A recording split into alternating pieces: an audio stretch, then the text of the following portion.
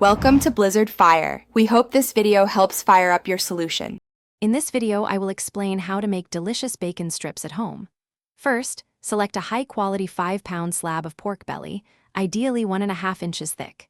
Next, create your curing mixture. A basic cure includes 1/4 cup of kosher salt, 2 tablespoons of brown sugar, and 1 teaspoon of pink curing salt. You can also add black pepper or maple syrup for extra flavor. Rub this mixture thoroughly over all sides of the pork belly, ensuring full coverage.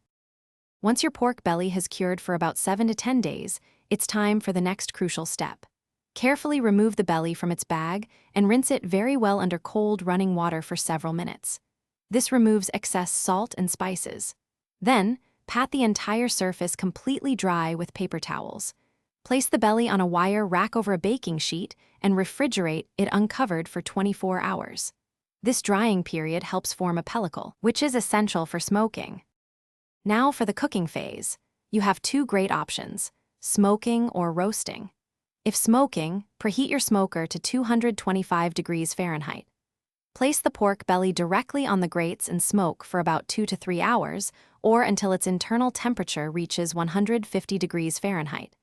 If you prefer roasting, preheat your oven to the same temperature and cook until it reaches 150 degrees Fahrenheit. Always use a reliable meat thermometer to confirm doneness. After cooking, let your beautiful bacon slab cool completely. For easier and more uniform slicing, chill the slab in the refrigerator for at least 2 hours.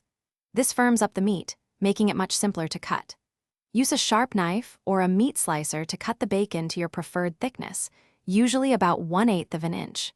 You can store the fresh sliced bacon in an airtight container in the refrigerator for up to 1 week or freeze it for up to 3 months.